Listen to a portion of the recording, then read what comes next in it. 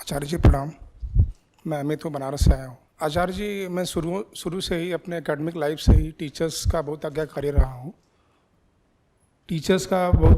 रहा हूँ। और उन्होंने मुझे सिखाया भी, समझाया भी।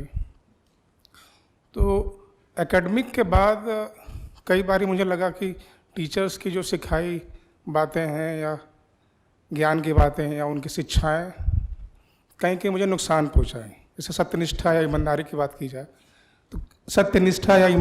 बात की जाए तो कई बार सत्य की वजह से ही नुकसान हुआ सांसारिक जीवन में। और ऐसा भी था कि मैंने देखा था कि जो हमारे एकेडमिक लाइफ में क्लासेस में बैक बेंचर्स हुआ करते थे, वो आज छोटे मोटे बिजनेस करके या मनी लैंडिंग जैसे बिजनेस करके वो सब अमीर हो चुके हैं और सांसारिक रूप से, सामाजिक रूप से मुझसे बहुत सफल कहलाते हैं। यहाँ तक कि मेरे पेरेंट्स भी मानते हैं कि वो सफल हैं और मैं असफल हूँ। मैं टीचर हूँ प्राइमरी में। तो कैसे मान लिया जाए कि सत्यनिष्ठा या ईमानदारी या गुरुओं की शिक्षा जो थी, जो टीचर्स की शिक्षा थी, वो मेरे जीवन में काम ही आ रही है, और कैसे उसका मोह छोड़ें। मैं जान रहा हूँ कि वो सब बहुत रिलेवेंट नहीं है, फिर भी मोह नहीं छूटता, लगाव सा है। शायद मैं ढल गया हूँ उसी में, लेकिन वो बहुत रिलेवेंट नहीं समझ में आती है, सत्यनिष्ठा और ईमानदारी। देखिए, जो सीख है गुरुओं की और ग्रंथों की, वो एक चीज़ तो यही बताती है मूल में कि तुलना किससे कर रहे हो अपनी।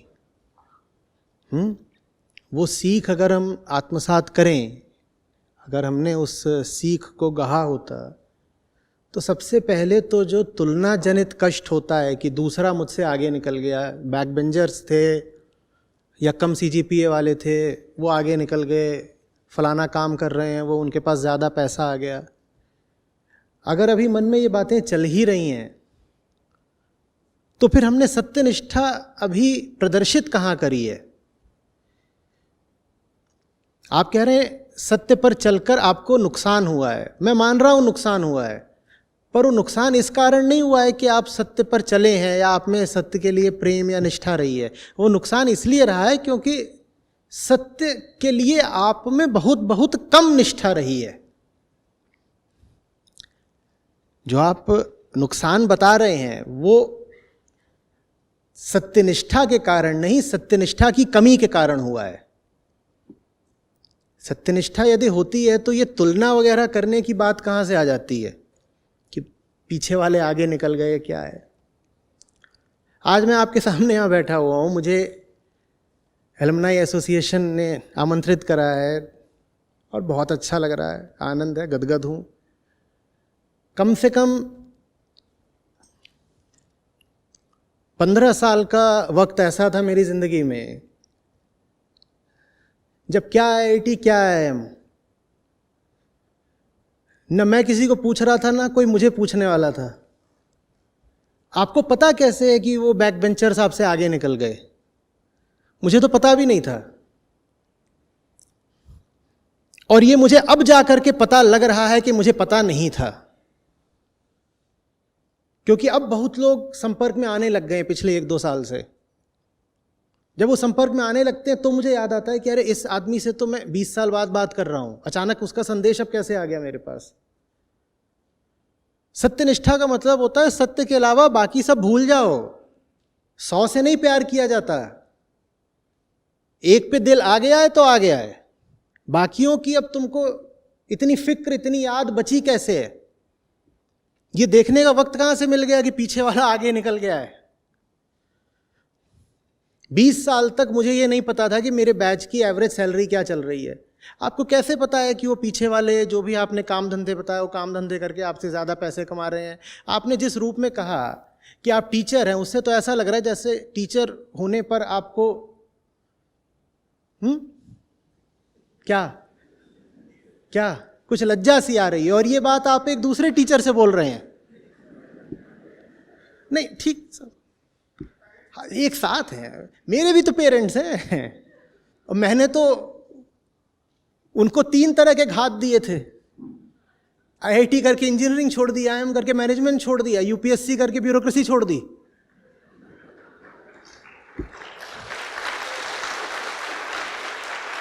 तो पेरेंट्स तो सभी के होते हैं, आसमान से तो कोई भी। ये सब याद कैसे रह गया आपको? मैं बिल्कुल दिल से बता रहा हूं, मुझे अब धीरे धीरे याद आना शुरू हो रहा है कि मेरा भी एक अतीत था। यहां पर आया जब, तो सही में स्मृतियों का उफान सा आया।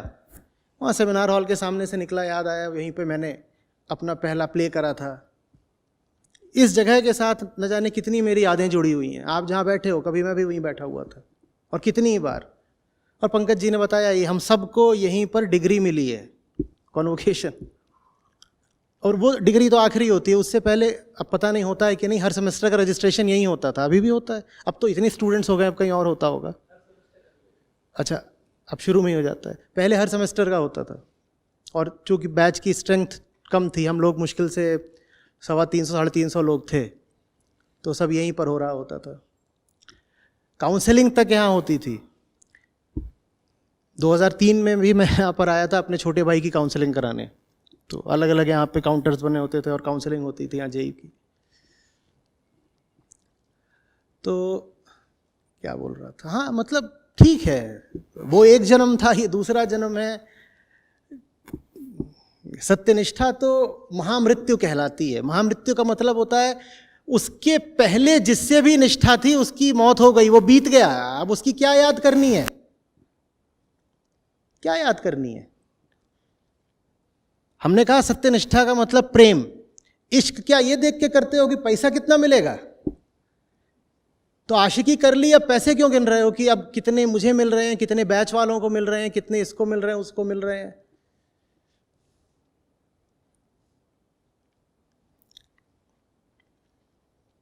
मेरे साथ के मेरे कैडर वाले सेक्रेटरी, जॉइंट सेक्रेटरी हो रहे हैं।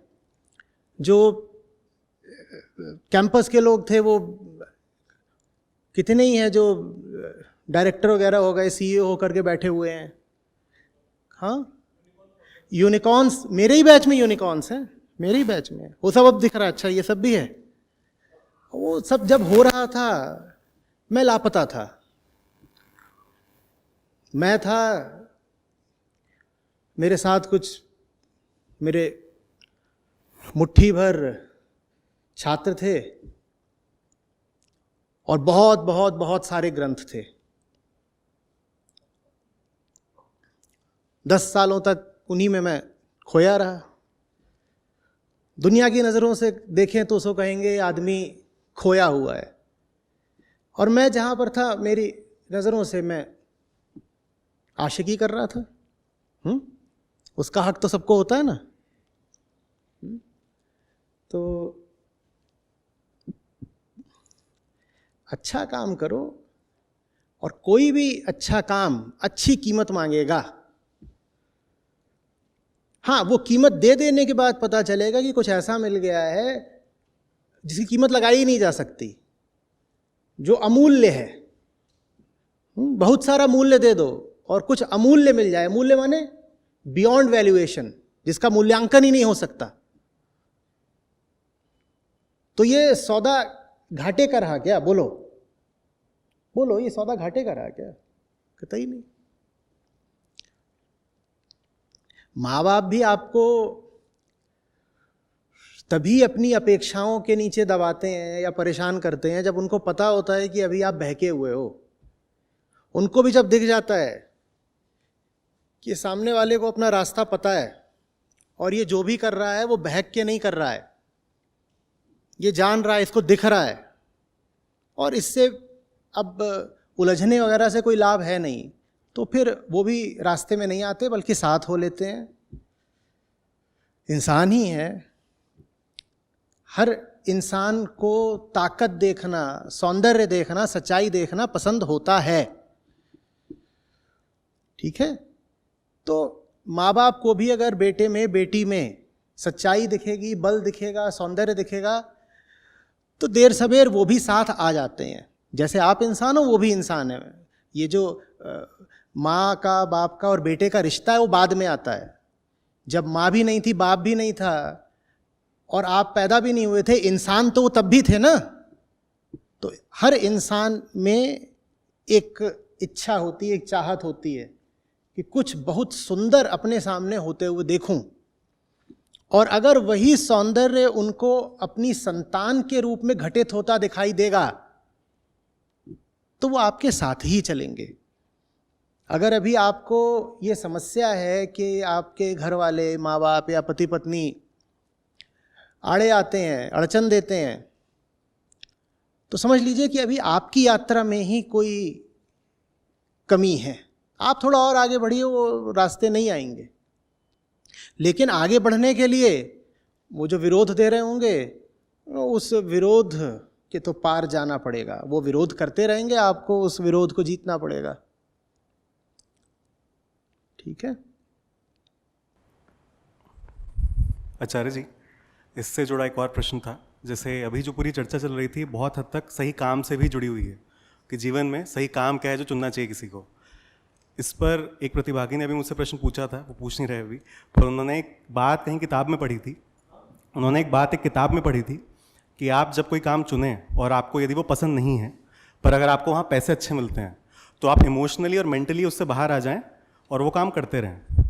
और उसके बाद एक समय ऐसा आएगा जब आपको और बेहतर अपॉर्चुनिटी मिलेगी तो फिर दूसरे काम की ओर जाएं। अब उनका ये प्रश्न जो था, ये सुनकर मेरे मन में यही बात उठी कि आपसे पूछूं कि सही काम क्या है जो व्यक्ति अपने जीवन में चुने। साथ में क्या ये संभव है कि आप किसी काम को करते भी रहें और उससे इमोशनली और मेंटली बाहर निकल जाएं? काम का मतलब होता है वो चीज़ जो आपकी ज़िंदगी को निखार देगी। ठीक है। ख़ास तौर पे जो लोग अभी काम चुनने जा रहे हैं, यहाँ पर स्टूडेंट्स बैठे हैं, वो इस बात को ध्यान से समझें। काम पैसा कमाने का ज़रिया भर नहीं होता, न वो प्रसिद्धि पाने का, पहचान बनाने का साधन मात्र होता है। काम जिंदगी होता है, आप वही लगातार कर रहे होते हो।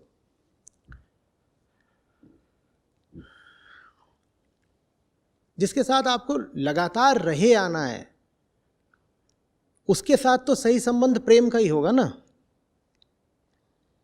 अगर आप कह रहे हैं कि काम के साथ अपना कोई इमोशनल और मेंटल एसोसिएशन मत रखो,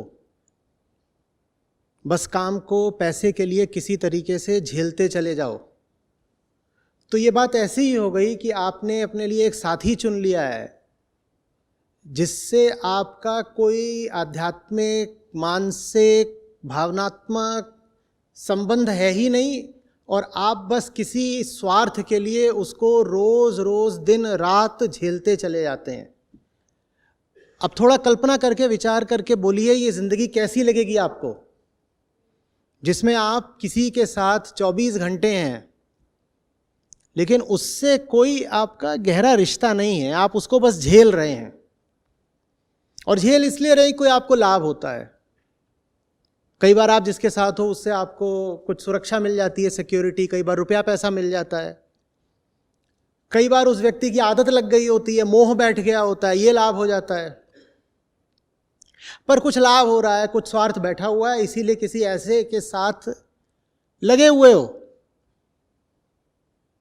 जिसकी शक्ल देख के ही मुंह फेरने का मन करता है, जिसके पास जाने का जब ख्याल आता है तो भीतर से वितृष्णा उठती है कि अरे उधर जाना पड़ेगा।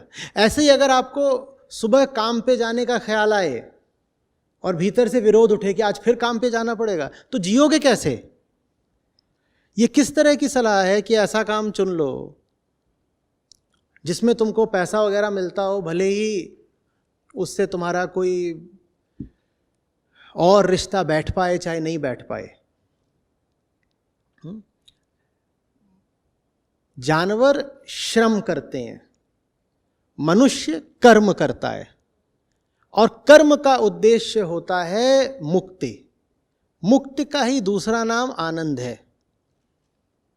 अगर आप वर्क कर रहे हैं, वर्क एक फिजिकल टर्म ही नहीं है कि जिसको आप जूल्स में नाप लेंगे, वर्क एक आध्यात्मिक शब्द है। अगर आप वर्क कर रहे हैं, अगर आप कर्म कर रहे हैं और उससे आप मुक्ति की ओर नहीं बढ़ रहे, तो आप समय और ऊर्जा खराब कर रहे हैं अपनी, बस, और कुछ भी नहीं।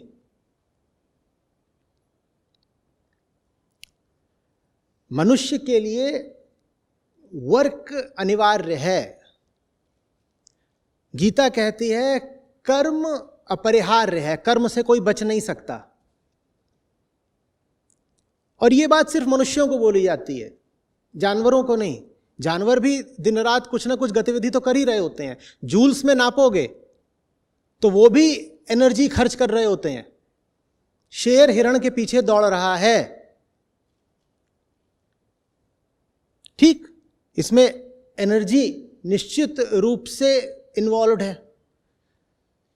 गाय घास चर रही है, एनर्जी और एंट्रोपी का खेल यहां भी है, लेकिन उसे आप वर्क नहीं बोलोगे।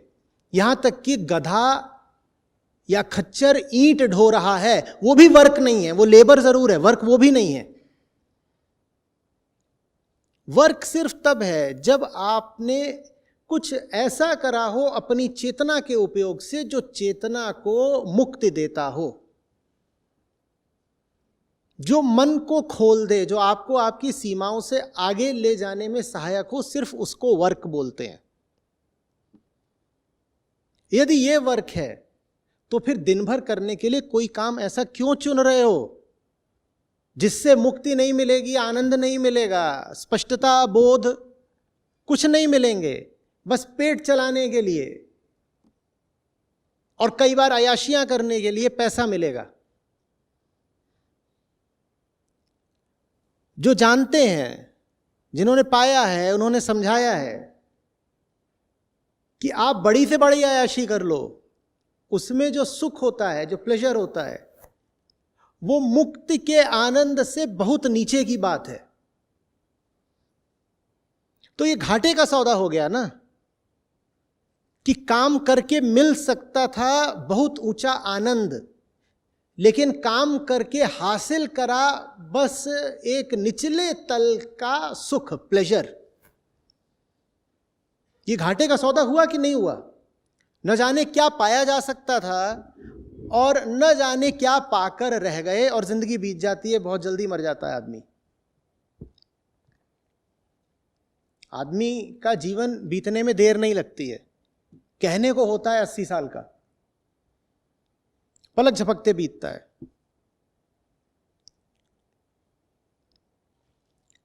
समझ में कुछ आ रही है बात? देखो, बैठे बैठे सोचोगे तो ऐसे ही लगेगा कि ये जो बातें हैं ये बिल्कुल किताबी हैं, आदर्शवाद है, लफाजी है। नहीं, ऐसा नहीं है। सही काम में उतर के तो देखो। और सही काम क्या होता है? जो भी आपको लगता हो कि ऊंचे से ऊंचा उद्देश्य आप जीवन में उठा सकते हैं, वही सही काम होता है। सही काम में उतर के देखो, बाकी बातें भूलने लग जाती हैं, और तब ये बिल्कुल स्पष्ट हो जाता है, एकदम विश्वास आ जाएगा कि जो हो रहा है बिल्कुल ठीक हो रहा है। क्यों? क्योंकि वो दूसरी तरफ जो कुछ चल रहा है उस पर ध्यान देने का मन ही नहीं करता, उसकी याद ही नहीं आती। दुनियादारी पीछे छूटती जा रही है। हमें कुछ ऐसा मिल गया है जिसमें दिन रात डूबे रहें, बड़ी मौज रहती है। समझ में आ रही है बात?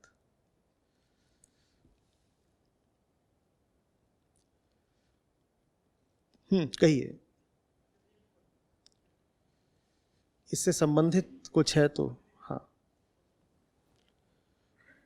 इसी से संबंधित एक प्रश्न है मेरा कि हम स्टार्ट तो कुछ एक करियर को स्टार्ट करते हैं, बट उस टाइम पे हमारी जो मानसिकता है या हमारी जो परिस्थिति है या जो समझ है वो कुछ और रहती है।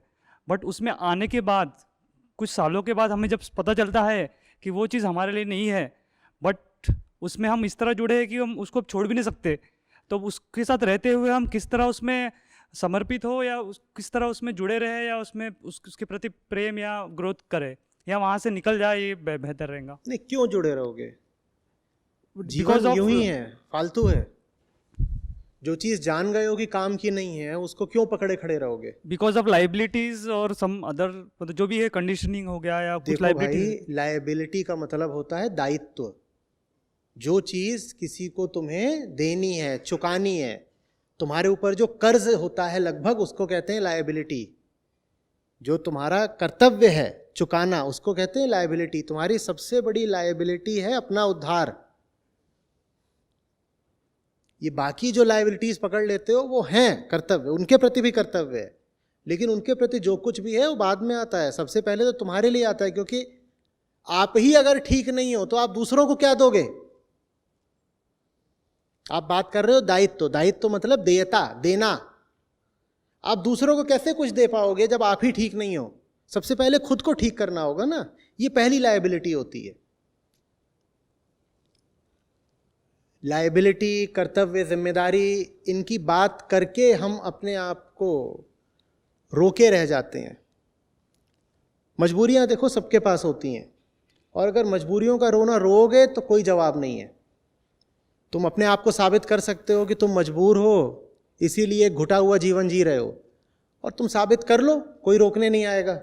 हैंस प्रूफ्ड, अपने आप को ही जता लो, हो गया साबित। उसका फिर कोई इलाज नहीं है। बट उसमें ये कर सकते हैं कि उसी से कुछ उसमें अपन और डीपली जाके उससे जुड़े रहे, या उसके प्रति और प्रेम जागरूक करे, या जैसे मैं वो बैंकिंग तुम्हें जॉब में- करना है। सब इस पे निर्भर करता है कि अपनी जिंदगी से प्यार कितना है आपको। अपनी जिंदगी से जितना प्यार होगा, आप उतना ज्यादा तीव्र निर्णय लेने के लिए तैयार हो जाएंगे। और कितना प्यार करना है जीवन से, समय का कितना सदुपयोग करना है, ये कोई और आपके ऊपर तय नहीं कर सकता। ये तो आपको ही निर्धारित करना है। आप बोल दीजिए कि नहीं साहब, जिंदगी से तो मुझे बस इतना सा ही चाहिए, तो ठीक है, आपका फैसला है। वेदांत उनके लिए है जो कहते हैं हमें जिंदगी से इतना सारा चाहिए, इतना सारा। आईआईटी आदि संस्थानों के साथ हम एक शब्द जोड़ते हैं, एम्बिशन, महत्वाकांक्षा। कहते हैं यहाँ पे जो लोग आते हैं उनमें महत्वाकांक्षा बहुत होती है। तो समझ लो वेदांत उनके लिए है जो अल्ट्रा एम्बिशियस हैं, जो कह रहे हैं जिंदगी से जो अधिकतम ही नहीं, जो अनंततम हो सकता है, हमको वो चाहिए। अध्यात्म सिर्फ उनके लिए है। और फिर वो जान जाते हैं कि जो आपको अधिकतम चाहिए वो दुनिया के कहीं आगे से ही मिलेगा, क्योंकि दुनिया में जो कुछ होता है वो तो सीमित होता है, उसकी लिमिटेशन, सीमाएं, बाउंड्रीज होती हैं कहीं ना कहीं। आप दुनिया में कुछ भी ऐसा दिखा दीजिए जो अनंत है, नहीं है। हर चीज कहीं ना कहीं शुरू होती है, कहीं ना कहीं खत्म होती है। तो आपको तय करना है कि आपकी चाहत कितनी है, आपकी आकांक्षा कितनी है, आपकी एम्बिशन कितनी दूर तक जा रही है। जिन्हें बस थोड़ा सा ही चाहिए जिंदगी से, थोड़ा है, थोड़े की जरूरत है, उनके लिए एक साधारण जीवन काफी होता है। बट जब स्टार्ट में चुना था तब तो सही लगा था, बट बाद में फिर जब समझ बड़ी। कुछ नहीं बोल पाऊंगा मैं। बात मेरे बोलने की नहीं, आपके चाहने की है। ओके। बोल बोल के किसी को मजबूर थोड़ी कर सकते हो कि चाहो।